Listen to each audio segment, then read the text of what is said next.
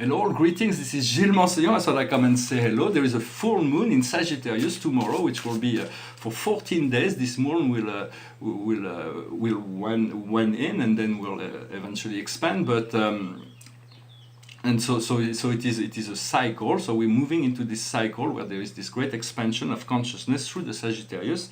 I'm going to pull out 10 cards and see what the angels may have as a guidance for us. And so the idea for us, the general, is acceptation. We have to accept all the conditions of our life in order to transmute it, change it, whatever's needed to accept the joy, to accept also whatever's coming to us, is to be happy about it. For we know, as we stay focused and positive, connected to our soul, the best is always to come. Sometimes we have to take decisions to move into a level or do something to adjust. We have to pay attention to whatever life is teaching us every day. The energy around that is our mission. What is our mission? Why did we come here on the earth? Our sense of mission will give us a sense of purpose, and then from the love of purpose we are able to move forward. What we see before us is clairvoyance, is the ability to be clairvoyant. And so to utilize this clairvoyance, to be once we are clairvoyant, everything flows naturally. What we see in our subconscious is unity, for we have done that. It's in the past, in the deep subconscious, we have connected to this unity. We just need to integrate it, to be more a part of it, to know we are the center. We stay at the center of the space, always the center of our space, and we shine light from there. The energies that are presently now is a renewal. It is a renewal. It is a newness. There is a lot of newness in the energy, new potential, and what is coming in the near future is the access, is the ability to move step by step towards something better. And it is really what we are in this situation. It is elevation, it is ascension. We are the ascension. We have the potential of ascension within us. It is about accepting this elevation. What surrounds us in the outside world is love. So is there anything better than love? For love is a universal force, and we have to integrate, we have to weave love. All the matter, there is a lot of empty space within matter. For those who can realize that everything is made of atoms and particles, and within those atoms there is space, and so we want to fuel, to send our love through all the fabrics of life, to fill all those space, this atomic space, and all the space in the universe with love. And as we do that, we integrate those through the unity principle. For what we have to do in our inner emotion, hopes and fear, is authenticity. It is slowly but surely become more authentic, becoming more ourselves, to let go of all the past conditioning, all the residual self-image, for we are not the reflection in the mirror. The mirror is just a reflection, and what we believe we are seeing is also an illusion, for we are not that physical being, and yet it is just a manifestation, and we have to utilize it. It's a gift, a human instrument, and the outcome to this full moon reading is a triumph, to be triumphant. It's the triumph of the light. So it's about accepting this path of that the light has won, and then to move into the flow, and then move with the flow as things to allow ourselves to move with the flow. The card from the Akash today is the galactic. It's the galactic memory, it's the galactic connection, the Syrian, the Pleiadian, the Arcturians, for we are all connected to those wonderful energies of the fifth dimension, and it is the fifth and sixth dimension are the galactic planes, and so we want to reconnect, reintegrate those energies, begin to communicate also as much as possible. There is I would recommend that if you want to practice telepathy, is to communicate with the great archangel Michael, and because he's a he's one of the most integrated. He's got his own energy that is the most anchored in the earth. He works with hundreds of channelers, and he's very, very powerful. You call him, he appears, and his spiritual presence is quite easily discernible in relationship. For instance, I've been working with spirit for about 30 years. I've never had an apparition of the Archangel Gabriel, but I've seen Michael countless times, and Archangel Metatron, all kinds of Those are because they manifested in my consciousness, or Raphael, but some of them are more easy to it's easier to communicate with them, and Michael is available 7 days a week, 24 hours a day, and he's got it's a protective energy. It holds the blue light of Creator God, and so I invite you to call on him, to understand that as humans, from the Greek philosopher standpoint, we do not have any archetype. Animals have their own nature, and they're faithful in relationship to the animal nature. Angels have their own nature, they're faithful to the divine light within them. But as humans, we have to choose between the higher planes and the lower planes. And for animals, the animal nature is fine, but as humans, there is many humans that are digressing in their towards animal nature, and when we have to choose voluntarily to be considerate of the highest good, to be in respect, because most of the corporate world are predator, they are cannibalism, they eat each other up, and it's the strongest that will eat up the smaller.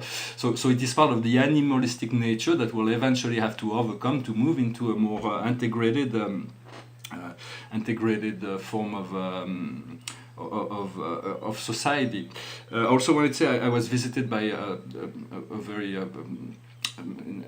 personality named Jacques Lacan. He's a psychiatrist, psychoanalyst, philosopher, and a very powerful person. I didn't know what he was doing, so I looked into it, and I realized that essentially he's here to help me with my own process more than just teaching me philosophy. But in a sense, he brought many things to it, so that understanding things would accelerate the process of life and makes us more fulfilled. And one of his ideas that it was against all medical practitioners' beliefs that for illness was something that needs to be put aside. We do not want it. We refuse it. And Lacan said, no, just look at it, see what it's stealing you. Why do you create this problem? And from there, you are able to return to the state of health. And so it is important to understand also that. Of course, I will not generalize, as there is many exceptions. But if you look at the general court of medical today, they have given up their power to heal, the desire to heal. They have moved into the desire to drug, to medicalize. Why? Because it's more profitable, and then they are able to create a link from generation to generation to make sure that people will continue to be sick and buy their product through the vaccination. So it is a way by which their fidelity, they create this. Well, I'm not even going to get too much into it because there is many dark things that will reveal themselves in time. It's not for me to actually come and talk about this, but I wanted to say that it is good to know that no matter what illness we have, there is a being within us that's fully in health, fully in empowerment. It is a matter of realigning, understanding why we created the illness, and then from there we don't need to think about it. We just think about returning to the state of health, and soon we'll discover technologies. First, we may just be learning that as soon as man create a new illness, so there are labs where they create the future illness, so they can continue to keep the world in sickness. Many of the contemporary disease are created in underground laboratories and so on. But in many sense, we're going to discover that every time man creates a new illness, the earth is creating a new plant that cures that illness. It is something that we'll come to rediscover, that there are enough plants to cure all the illness.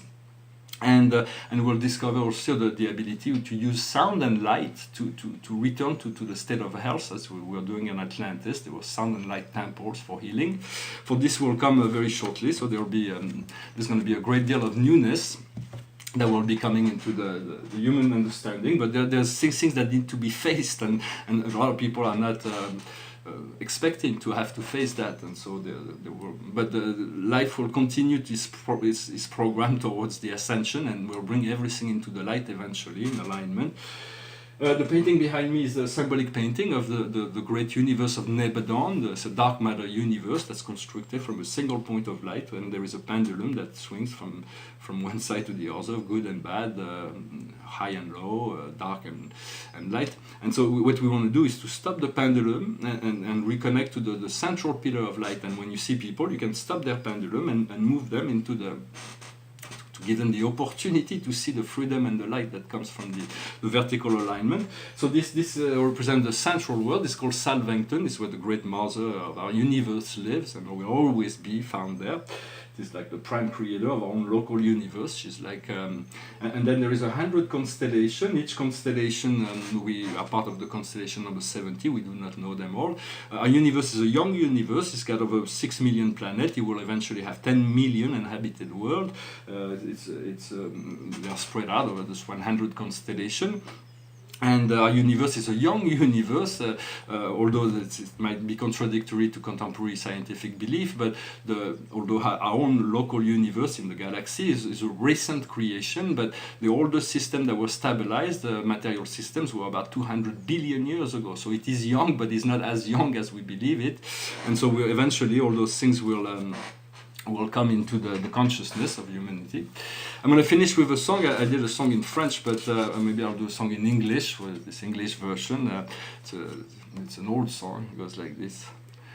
Mine eyes have seen the glory of the coming of the Lord. He is trampling out the vantage where the grapes of wrath are stored. He has lost the faithful lighting of his terrible sweet sword. His truth is marching on. Glory, glory, hallelujah. Glory, glory, hallelujah. Glory, glory, hallelujah. His truth is marching on. In the beauty of the lilies, Christ was born across the sea, with a glory in his bosom that transfigures you and me.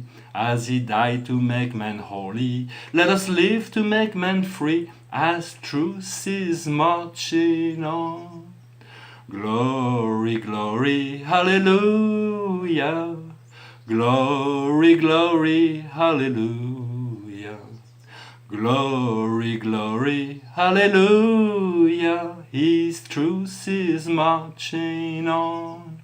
Well, thank you very much. I also invite you to call on the Christ. You do not need to be Christians or Muslim or the Christ is here for everybody. For it is only accepted, it is only a presence that is known and recognized as divine by Christian and Muslim philosophers. Even the Hebraic do not recognize him, but he is a divine spiritual presence, and he is here an assistant to all men. You don't even need to believe in God to call on the Christ and to receive his loving service, his loving guidance. So I hope this message was interesting for you. I wish you a wonderful day, and I thank you very much. Namaste.